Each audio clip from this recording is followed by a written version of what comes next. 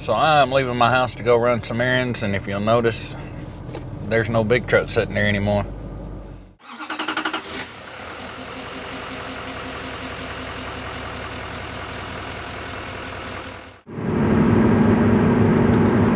So a little different view than what we're used to in my videos, but I did want to make a video and just kind of put it out there.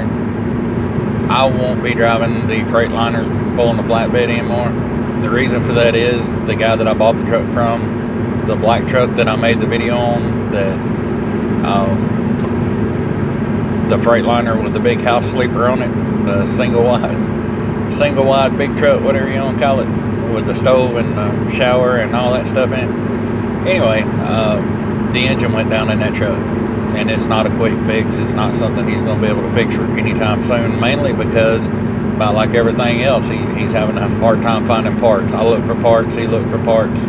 We had other people looking for parts, and just, yeah. And when the mechanic got into it to see how bad it was, it turned out that it was worse than they thought, and he's going to need more parts than they thought. So me and him talked about it, and it just seemed to be the best thing to do for him to take that truck back and go to work. That way he could use that truck to make both truck payments, which leaves me unemployed.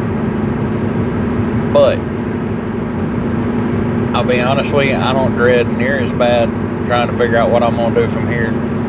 I don't dread that near as bad as I dreaded getting in that truck and going to work, because it was just absolutely not what I wanted to do.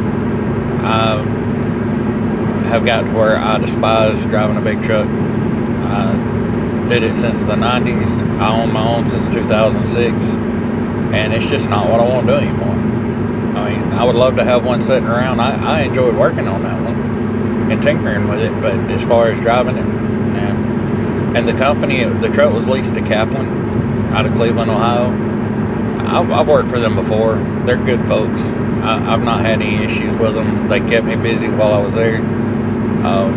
It seemed like things were slowing down, but I did stay busy. If I wanted to load, I got a load. And but at the end of the day, I was just miserable. It wasn't what I wanted to be doing. So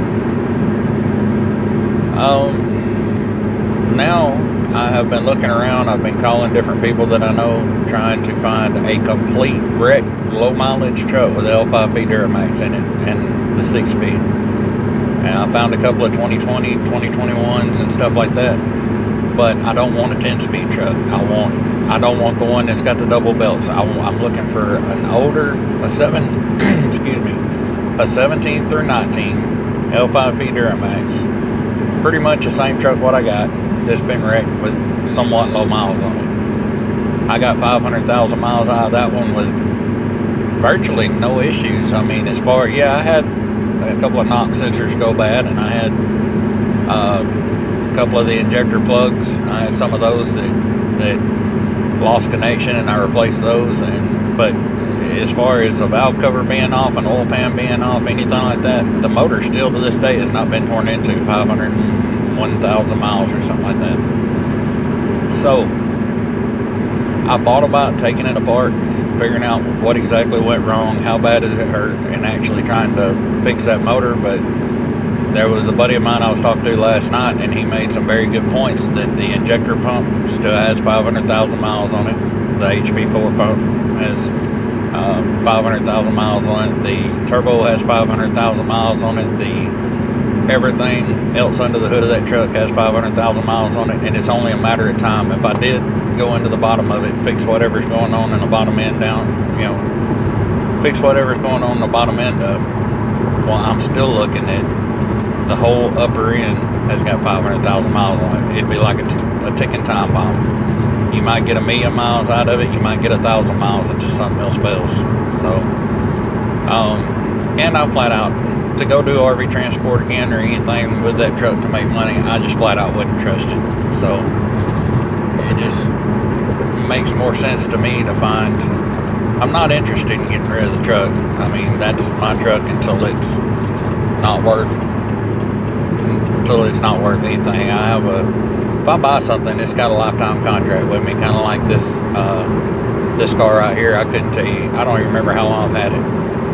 but it needs a little bit of work here and there. But for the most part, I have no reason to get rid of it. It's still a really good car, and you know, and that truck is the same way. It needs an engine, you know. And then before long, it'll probably need a transmission. The only thing I've really done to it is the rear end, and like I said, a handful of sensors you guys have seen. Y'all been watching me on YouTube. But anyway, I don't want to turn this into a long rambling video. It's just an update on where'd the big truck go, and that to let you guys know that I'm not currently driving a big truck anymore. I've turned the trailer in. I had leased the trailer, a lease-to-own deal, and I had only made 6 payments on it, so I just turned it back in. They said that was fine. There was no, you know, it was just like it was when I left with it. The truck, you know, we worked the deal out where you get the truck back, and I did wind up with 2 tarps and some chains and binders and all that stuff that I don't need anymore, but I'm sure that that stuff will be gone soon enough. I think I already have people interested in it. But anyway, I hope you guys are being safe out on the road. I hope everybody is doing really good, and I'm not sure what's going to happen in the next few weeks, but it does look like I will be possibly back to RV transport, depending on how all this goes on getting my white truck back up and running. But anyway, I guess I will see you guys in the next video.